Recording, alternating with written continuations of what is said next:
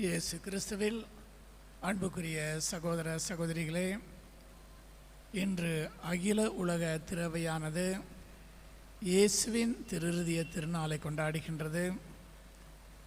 நம்முடைய இந்த பசிலிக்காவானது இயேசுவின் திருஇறுதியத்திற்கு அர்ப்பணிக்கப்பட்ட ஆலயமாக இருக்கின்றது. எனவே இந்த ஆலயத்தினுடைய பங்கின் திருவிழாவாகவும் இது அமைகின்றது. எனவே தொடக்கத்திலேயே உங்கள் அனைவருக்கும் என்னுடைய உள்ளத்தின் ஆழத்திலிருந்து மகிழ்ச்சியான திருநாள் வாழ்த்துக்களை தெரிவித்துக் கொள்கின்றேன்.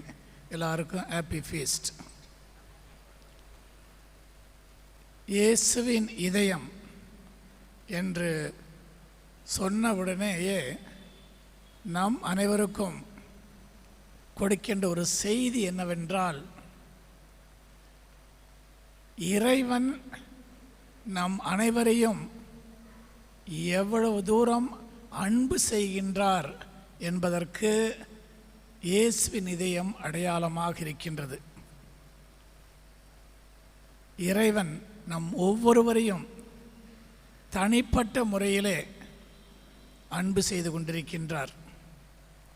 அது மட்டுமல்ல, இந்த மனிதர்களை எல்லாம் எவ்வளவு தூரம் கடவுளாகிய தந்தை அன்பு செய்தார் என்றால், தன்னுடைய ஒரே மகனை நம்முடைய மீட்பிற்காக பலியாக செலுத்துகின்ற அளவிற்கு தந்தை நம்மை அன்பு செய்திருக்கின்றார். நமது ஆண்டவராகிய இயேசு கிறிஸ்துவும் அந்த சிலுவை மரத்திலே நமக்காக தம்முடைய உயிரை தியாகம் செய்து நமக்கும் இறைவனுக்கும் அந்த உறவை சரி செய்திருக்கின்றார்.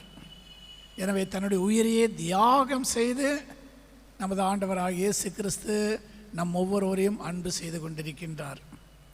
எனவே இறைவன் எவ்வளவு தூரம் நம்மை அன்பு செய்கின்றார் என்பதற்கு அடையாளமாக தான் இந்த திருஇறுதிய பக்தியானது திரு அவையிலே அருட் சகோதரி மார்கரெட் மேரி வழியாக கொண்டு வரப்பட்டு பல ஆண்டுகளாக இந்த பக்தி முயற்சிகளிலே நாம் அனைவரும் இணைந்து இறைவனுடைய அன்பை தியானிக்க இந்த திருவிழாவானது நமக்கு அழைப்பு விடுக்கின்றது.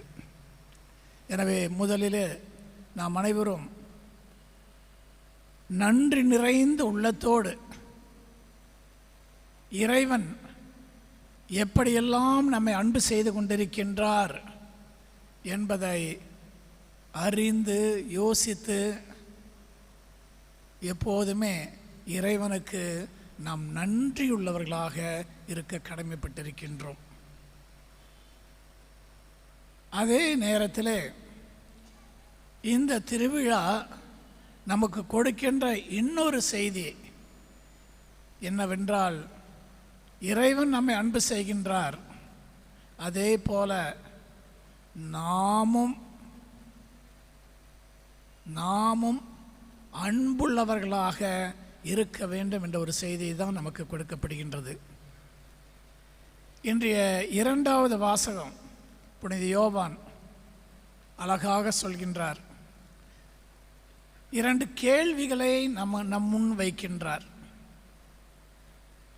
இரண்டு கேள்விகள் அந்த இரண்டாவது வாசகத்திலே, நாம் அனைவரும் உண்மையிலேயே கடவுளை அறிந்திருக்கின்றோமா?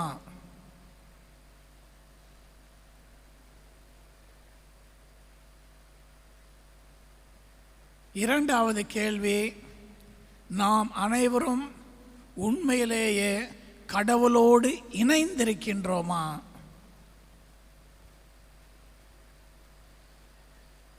இந்த இரண்டு கேள்விகளுக்கும் ஒரே பதில்தான்.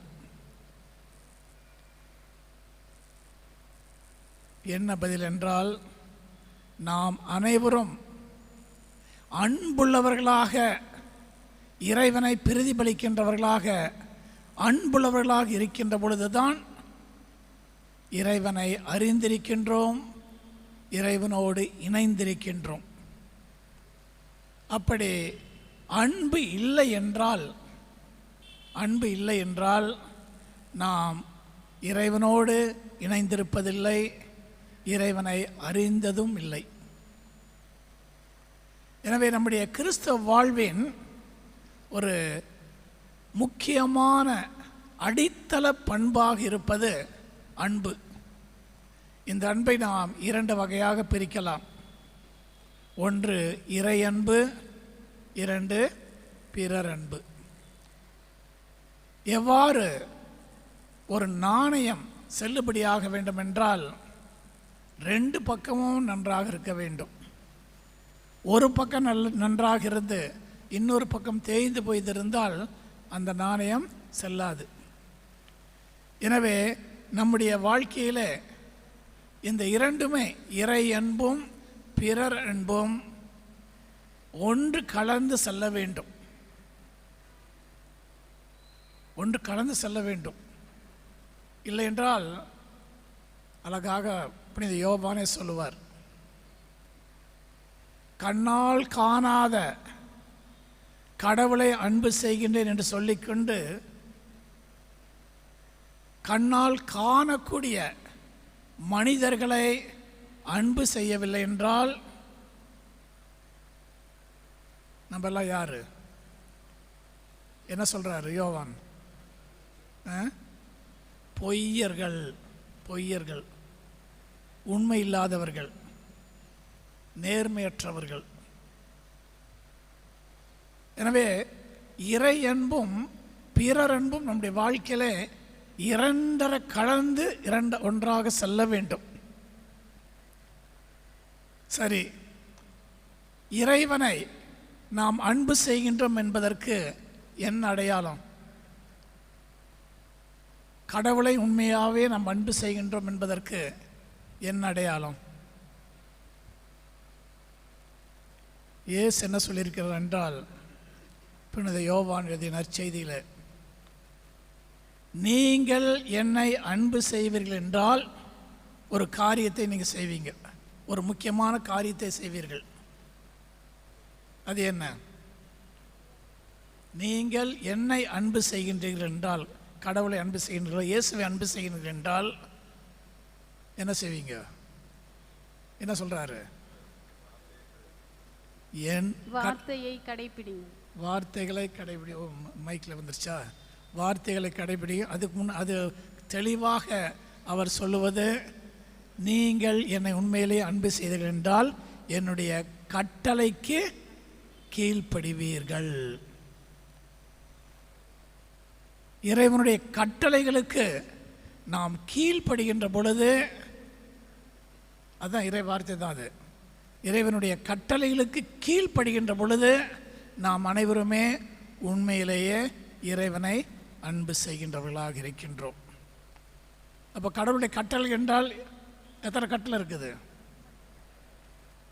பழைய ஏற்பாட்டில் 10 கட்டளை, பழைய ஏற்பாட்டில் 10 கட்டளை, புதிய ஏற்பாட்டில் 2 கட்டளை,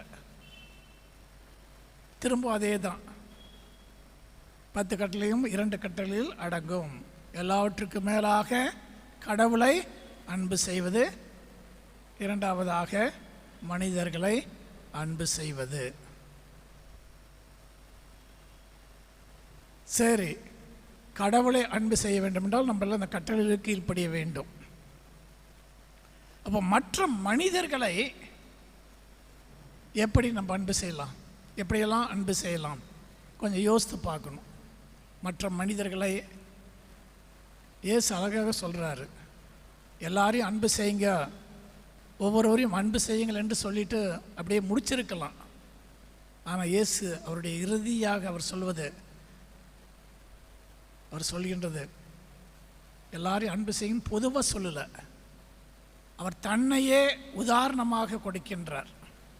தன்னை உதாரணம் என்ன சொல்றாரு? நான் உங்களை அன்பு செய்தது போல நீங்களும் ஒருவர் ஒருவரை அன்பு செய்யுங்கள். அப்படி நம்மளால சொல்ல முடியுமா? இயேசு தன்னையே ஒரு உதாரணமாக கொடுத்திருக்கின்றார். நான் எப்படி அன்பு செய்தேனோ அதே போல நீங்கள் ஒவ்வொருவரையும் அன்பு செய்யுங்கள். அப்போ இயேசு நம்மளெல்லாம் எப்படி அன்பு செஞ்சார்? நம்மெல்லாம் நல்லவங்கிறதுனாலையா, ரொம்ப தூய்மையானவர்கள், நம்மவரெல்லாம் பக்திமான்கள், கோயில் தவறாதவர்கள், திருப்பலிக்கு தவறாதவர்கள், அதனால தான் நம்மளை அன்பு செஞ்சாரா? நாம் அனைவரும் பாவிகளாக இருக்கும் பொழுதே நம்மை அன்பு செய்து நாம் அனைவரும் அந்த மீட்பு பெற வேண்டும் என்பதற்காக தன்னுடைய உயிரையே அந்த சிலுவை மரத்திலே தியாகம் செய்கின்ற அளவிற்கு நம்மை அன்பு செய்தார். அப்போ நம்ம அன்பு மற்றவர்களை அன்பு செய்ய வேண்டும் என்றால் என்ன செய்யணும்? நம்ம நல்லவங்களை மட்டும் அன்பு செஞ்சால் பத்தாது, நம்முடைய சொந்த பந்தங்களை மட்டும் அன்பு செஞ்சால் பத்தாது. அதெல்லாம் ரொம்ப சுலபம். நல்லவர்களையும் சொந்த பந்தங்களையும் நமக்கு ஆனவங்க அவங்களையெல்லாம் நமக்கு பக்கமாக இருக்கின்றவர்கள், நம்முடைய குடும்பத்தை சார்ந்தவர்கள், அவங்களெல்லாம் நம்ம அன்பு செய்து அது மட்டும் பத்தாது. அது உண்மையான அன்பு அல்ல. அதெல்லாம் தேவைதான், அதெல்லாம் இல்லை இருக்கக்கூடாதுன்னு இல்லை, அதெல்லாம் இருக்க வேண்டும். ஆனால் அதையும் தாண்டி நாம் எல்லாரையும், இயேசு இன்னும் அருமையாக சொல்லுவார், நீங்கள் உங்களுக்கு தெரிந்தவர்கள் நல்லவர்களை மட்டும் அன்பு செய்கிறதுனால நீங்கள் ஒன்றும் பெரிய ஆளுங்க இல்லை, எல்லாரும் அதுதான் செய்கிறாங்க. எனவே நீங்கள் எப்படி அன்பு செய்ய வேண்டும்? இயேசு சொல்லுவார், உங்களுடைய, ரொம்ப கஷ்டமான வார்த்தை தான் இயேசு சொல்கிறது, உங்களுடைய பகைவர்களையும் அன்பு செய்யுங்கள். இயேசு செஞ்சார், இயேசு அதை செஞ்சார். தன்னை கொலை செய்தவர்களையே அன்பு செய்து அவர்களுக்காக மன்றாடினார். கஷ்டமானதான், அவ்வளோ சுலபமான காரியம் இல்லை. ஆனால் இயேசு நம்ம இடத்துலேருந்து எதிர்பார்க்கின்ற அன்பு அதுதான், தியாகம் நிறைந்த அன்பு. அப்போ மற்றவர்களெல்லாம் அன்பு செய்ய வேண்டும் என்றால் அதுதான் நம்முடைய ஒரே குறிக்கோள், நம்முடைய கிறிஸ்தவ வாழ்க்கையின் ஒரே குறிக்கோள். நாம் அன்புள்ளவர்களாக, அன்பு செய்கின்றவர்களாக நாம் வாழ அழைக்கப்படுகின்றோம். அப்படின்னா அன்பு செய்ய வேண்டும் என்றால் எப்படியெல்லாம் அன்பு செய்யலாம் மற்றவர்கள் என்று யோசித்து பார்க்கின்ற பொழுது சில கருத்துக்களை உங்களோடு பகிர்ந்து கொள்ள விரும்புகின்றேன். அன்பு செய்வதற்கு முதலாவதாக நம்ம எல்லாமே இரக்கச் செயல்கள் செய்கின்றவர்களாக, இரக்கமுள்ளவர்களாக, மற்றவர்களுக்கு நம்மால் முடிந்த உதவிகளை செய்கின்றவர்களாக நாம் வாழ்கின்ற பொழுது நாம் அன்புள்ளவர்களாக இருக்கின்றோம். ஆனால் இது ரொம்ப ரொம்ப முக்கியமானது. மற்றவர்களுக்கு நம்மால் முடிந்த சின்ன சின்ன உதவிகள், அந்த மற்றவர்களுக்கு செய்கின்ற சிறு சிறு உதவிகள் தான் நம்ம விண்ணகம் செல்வதற்கு டிக்கெட். நம்ம எல்லாம் விண்ணகம் செல்லணும்னு விரும்புகிறோமா? இப்போ இல்லை, எல்லாம் நல்லா வாழ்ந்துட்டு கடைசியில் நான் இறைவன் நம்மை அழைக்கின்ற பொழுது இறைவனோடு அந்த விண்ணக வாழ்விலே முழுமையாக அவரோடு வாழ வேண்டும் என்பதுதான் நம்முடைய விருப்பம். அதற்காக தான் நம்முடைய வாழ்க்கையும் அமைந்து கொண்டிருக்கின்றது. எனவே நம்முடைய இந்த உலக வாழ்க்கை முடிந்த பின்பு அந்த வாழ்க்கை நமக்கு கிடைப்பதற்கு டிக்கெட் இப்போவே வாங்கிருங்க. இப்போவே நம்ம எல்லாம் வாங்கி வைக்கணும். அந்த டிக்கெட்டு தான் இந்த சிறு சிறு உதவிகள். அதை தான் மத்திய எழுதிய நற்செய்தியில் 25வது அதிகாரம் அந்த இறுதி தீர்ப்பின் போது இயேசு சொல்லுவார், பெரிய காரியமாக இல்லை, எங்களால் என்ன செய்ய முடியும், எங்கிட்ட ஒன்றுமே இல்லையே, நாங்கள் என்ன செய்ய முடியும்னு நம்ம யோசிக்கலாம். இயேசு எதிர்பார்ப்பது பெரிய பெரிய காரியங்கள் அல்ல, இரக்கச் செயல் என்று சொல்கின்ற பொழுது சின்ன சின்ன காரியங்கள், முடிந்த காரியங்கள். அப்போ விண்ணகத்துக்கு போகணுன்னா ஒரு டிக்கெட் என்ன? இரக்கச் செயல்கள். என்ன செய்யணும்? இயேசு என்ன சொல்கிறார்? பசியாக இருந்தேன், எங்களுக்கு உணவு கொடுத்தீர்கள். உள்ளப்போ, விண்ணகத்திற்கு உள்ளப்போ. பசியாக இருக்கிறவங்களுக்கு சாப்பாடு கொடுத்து ரொம்ப கஷ்டமா? பெரும் கஷ்டமெல்லாம் கிடையாது. அப்புறம் இயேசு என்ன சொல்கிறார்? தாகமாக இருந்தேன், எனக்கு தண்ணீர் கொடுத்தீர்கள். தண்ணீர் கொடுத்து கஷ்டமா? ரொம்ப ரொம்ப கஷ்டமா? இல்லை. நான் தனிமையில் இருந்தேன், என்னை சந்திக்க வந்தீர்கள். இது போன்ற சின்ன சின்ன காரியங்கள் அன்பு செயல்களாக வெளிப்படுகின்ற பொழுது நாம் உண்மையிலேயே இயேசு இறைவன் நம்ம இடத்துல இருக்கின்ற எதிர்பார்க்கின்ற அந்த அன்பு நம்முடைய உள்ளத்திலே இருக்கும். எனவே இன்றைக்கே இயேசுனுடைய இந்த திருதித்தினுடைய திருநாளுக்கு இந்த நன்னாளிலேயே நம்ம இந்த விண்ணகம் ஒரு நாள் இப்போ இல்லை, நம்மெல்லாம் இந்த உலக வாழ்க்கையை வாழ்ந்து இறைவன் நம்மை அழைக்கின்ற பொழுது அந்த விண்ணகத்திற்கு செல்வதற்கு இன்றையிலிருந்தே அந்த டிக்கெட்டை வாங்கிறதுக்கு நம்ம முயற்சி செய்ய வேண்டும். எனவே இன்றைக்கு எல்லாரும் நிறைய திருப்பலிக்கு வந்திருக்கின்றீர்கள் இந்த இறுதி ஆண்டவர் திருவிழா கொண்டாடுவதற்காக.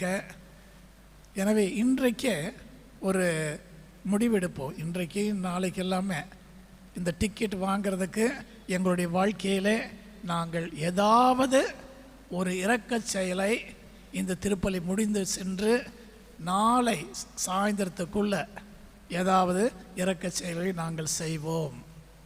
செய்யலாமா? செய்ய முடியுமா? செய்ய முடியுங்கிறவங்களாம் கை தூக்குங்க பார்க்கலாம். எல்லாருமே தூக்கியாச்சு, நானும் தூக்கிட்டேன். அதனால் எல்லாருமே நாளை சாயந்தரத்தை பூசி திரும்ப வருவீங்க இல்லையா? அந்த என்ன இதெல்லாம் திருநாள் சமயம், அதுக்கு ஒரு ஓம்பா இருக்குது உங்களுக்கெல்லாம். ஒரு சிறு உதவிகள், பெருசாக இல்லை. ஏசு நம்ம இடத்துலேருந்து பெருசு கிடையாது, பெரிய காரியங்கள்லாம் கிடையாது. சிறு சிறு காரியங்கள், அன்பு காரியங்களை நாம் செய்கின்ற பொழுது இறைவன் உண்மையிலேயே நம்மை ஏற்றுக்கொள்வார். அப்புறம் இந்த அன்பினுடைய இன்னொரு பரிமாணம்தான் மன்னிப்பு, மன்னிக்கிறது. அன்பினுடைய இன்னொரு பரிமாணம், ஒன்று இரக்கச் செயல்கள், இரண்டாவது மன்னிப்பு. நம்ம எல்லாருமே பாவிகள் தான். எனவே நமக்கு எதிராக இப்போ ஒரு சிலரெல்லாம் நம்ம குற்றங்கள் செய்யலாம். எனவே அந்த மன்னிக்கின்ற அந்த ஒரு மனப்பான்மை நமக்கு இருக்கின்ற பொழுது நாம் அனைவருமே உண்மையிலே அன்புள்ளவர்களாக இருக்கின்றோம். நம்ம தினதோறும் எத்தனை முறை இந்த இயேசு கற்றுக் கொடுத்த ஜெபத்தை சொல்கிறோம், பல முறை சொல்கிறோம் இல்லையா? ஆனால் இந்த மன்னிக்கின்ற அந்த மனப்பான்மை பண்பு இல்லைனாக்கா நம்ம நிறைய தடவை பொய் சொல்கிறோம். என்ன சொல்கிறோம்? ஆண்டவரே, நாங்கள் எங்களுக்கு குற்றம் செய்தவர்களை நாங்கள் மன்னிப்பது போல எத்தனை தடவை நாங்கள் மன்னிப்பது போல எங்கள் குற்றங்களையும் மன்னியும். அப்போ நம்ம என்ன செய்யணும்? நம்ம குற்றங்கள் மன்னிக்கப்பட வேண்டும் என்றால் நம்ம என்ன செய்யணும்? மற்றவர்களுடைய குற்றங்களை, குறைகளை நாம் மன்னிப்பதற்கு நம்ம தயாராக இருக்க வேண்டும். எனவே இன்றைக்கு இந்த அன்பினுடைய பரிமாணங்களாக இந்த ஒரு இரண்டு கருத்துக்களை நம்முடைய வாழ்க்கைக்கு எடுத்து செல்வோம்.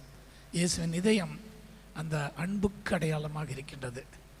எனவே இரக்கச் செயல் செய்ய முயற்சி செய்வோம், மற்றவர்களை மனதார மன்னிக்க கற்றுக்கொள்வோம். இயேசுவின் இதயம் நம்முடைய இந்த பக்தி முயற்சிகளிலே பெரும் மகிழ்ச்சி அடையும். இயேசுவின் இதயம் உங்களை ஒருவரையும் ஆசீர்வதிக்கட்டும்.